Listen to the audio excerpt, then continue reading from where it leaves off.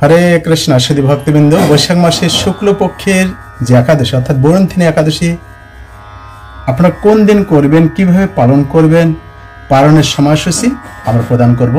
তো বৈশাখ মাস দানের মাস, কোন দান আপনি করবেন, কোন দান শ্রেষ্ঠ সেই বিষয়ে তুলে ধরা হচ্ছে এবং কিভাবে একটা ব্যক্তি সে সমস্ত রকম পাপ থেকে মুক্তি হতে পারে এই বিষয়ে সব তুলে ধরা হচ্ছে। আর এই একাদশীর মাহাত্ম্যতে আপনি কিভাবে ভগবত দর্শন করবেন সমস্ত বিষয় বর্ণনা রয়েছে। তো এই একাদশী হচ্ছে আগামী বৈশাখ মাসের শুক্লপক্ষের একাদশী, আগামী 24 তারিখ অর্থাৎ বৃহস্পতিবার আপনারা যথারীতি আপনারা পালন করার চেষ্টা করবেন।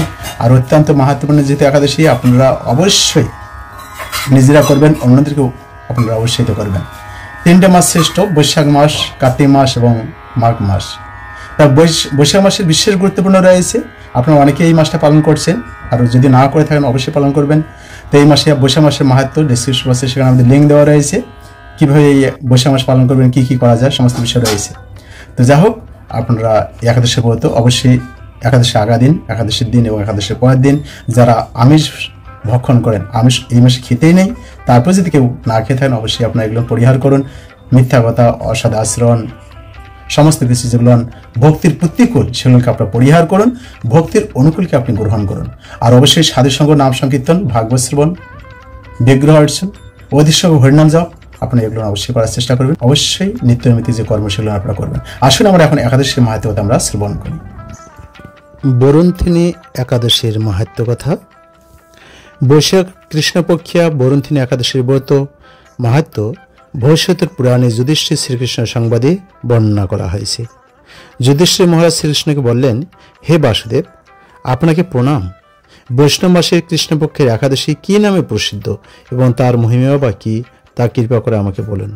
শ্রীকৃষ্ণ বললেন, হে রাজন, ইহলোক ও পরলোকে বৈশাখ মাসের কৃষ্ণপক্ষে একাদশী বরুণথিনী নামে বিখ্যাত।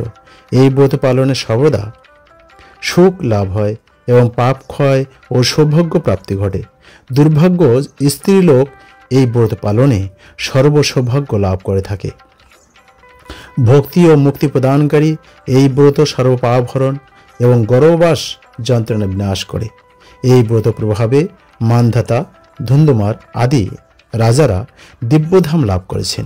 এমনকি মহাদেব শিবও এই ব্রত পালন করেছিলেন।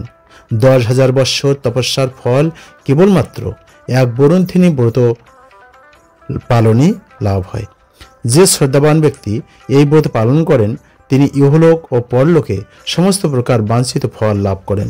হে নৃপশ্রেষ্ঠ, অশ্বদান অপেক্ষা গজদান শ্রেষ্ঠ, গজদান অপেক্ষা ভূমিদান, তা থেকে তিলদান, তিলদান থেকে স্বর্ণদান এবং তা অপেক্ষাও অন্নদান শ্রেষ্ঠ।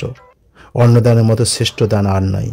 পিতৃলোক ও দেবলোক ও মানুষরা অন্নদানেই পরিতৃপ্ত হন। পণ্ডিতরা কন্যাদানকে অন্নদানের সমান বলে থাকেন। স্বয়ং ভগবান গোদানকে অন্নদানের সমান বলেছেন। আবার এই সমস্ত প্রকার দান থেকেও বিদ্যাদান শ্রেষ্ঠ। কিন্তু এই বরুণথিনী ব্রত প্রভাবে, এই বরুণথিনী ব্রত পালনে সেই বিদ্যাদানের সমান ফল লাভ হয়ে থাকে। পাপমতী যেসব মানুষ কন্যার উপার্জিত অর্থে জীবন ধারণ করে, পুণ্যক্ষয়ে তাদের নরক যাতনা ভোগ করতে হয়। তাই কখনোই কন্যার উপার্জিত অর্থ গ্রহণ করা উচিত নয়। যে ব্যক্তি বিভিন্ন স্বর্ণ অলঙ্কার সহ কন্যাদান করেন তার পুণ্যর হিসাব স্বয়ং চিত্রগুপ্ত করতে অসমর্থ। কিন্তু বরুণথিনী ব্রত পালনকারী কন্যাদান থেকেও বেশি ফল লাভ করে। ব্রতকারী ব্যক্তি দশমীর দিনে কাঁসার পাত্রে ভোজন, মাংস, মসুর, ছোলা, শাক, মধু, অন্যের প্রদত্ত অন্ন গ্রহণ, 2 বার আহার ও মৈথুন পরিত্যাগ করবে। যৌতুকিদার নেশাজাতীয় দ্রব্য, দিবানিদ্রা, পরনিন্দা, পরচর্চা, প্রতারণা, চুরি, হিংসা, মৈথুন, ক্রোধ ও মিথ্যাবাক্য একাদশী দিন বর্জনীয়।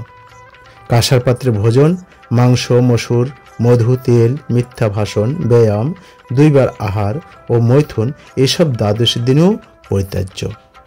হে রাজন, এই বিধি অনুসারে বরুণথিনী ব্রত পালনে সকল প্রকার পাপের বিনাশ এবং অক্ষয় গতি লাভ হয়। যিনি হরিবাসরে রাত্রি জাগরণ করে ভগবান জনার্দনের পূজা করেন তিনি সর্বপাপ মুক্ত হয়ে পরম গতি লাভ করেন। তাই সূর্যপুত্র যমরাজের যাতনা থেকে পরিত্রাণের জন্য পরম যত্নে এই একাদশী ব্রত পালন করা কর্তব্য।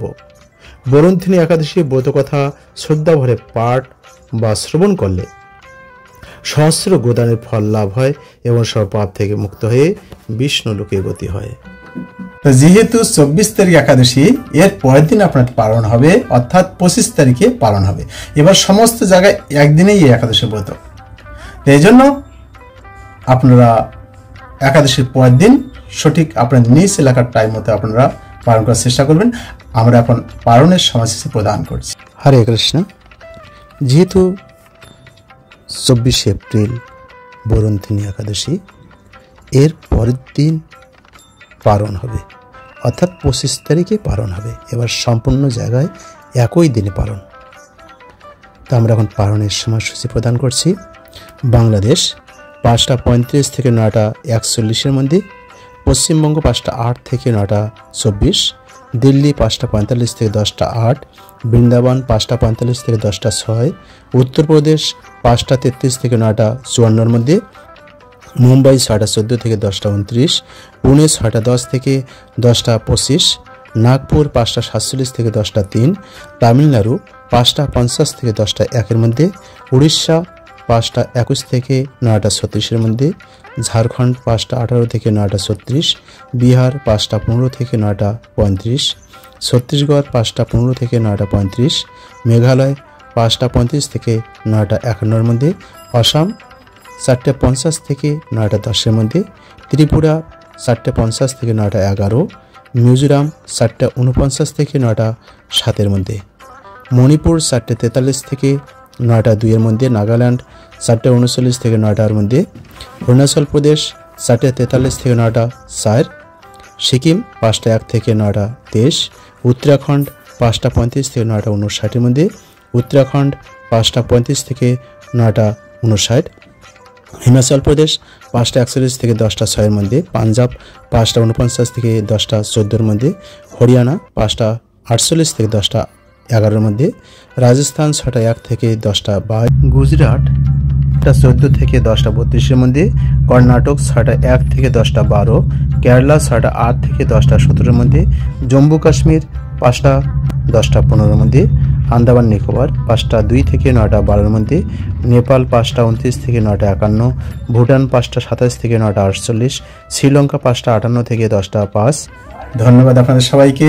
আপনারা সবাই কৃষ্ণ মহানময় থাকুন, একাদশী ব্রত উদযাপন করুন, অন্যদেরকে উৎসাহিত করুন। মা দেব তিথি ভক্তির জননী যতনে পালন করি, অত্যন্ত যত্নের সাথে পালন করার চেষ্টা করবেন। আর যে কোনো রকম প্রশ্ন মন্তব্যের জন্য আমাদের ডিসক্রিপশন বক্সে সেখানে লিঙ্ক দেওয়া রয়েছে, অর্থাৎ স্পিরিচুয়াল কোশ্চেন অ্যান্সার গ্রুপ। আপনারা সেখানে যুক্ত হয়ে আপনার মন মতো প্রশ্ন করতে পারেন, জানুন, অন্যদেরকে অবগত করান, সবাই যাতে কৃষ্ণ ভাবনাময় ভাবিত হয়ে জীবনযাপন করতে পারে। ধন্যবাদ। হরে কৃষ্ণ।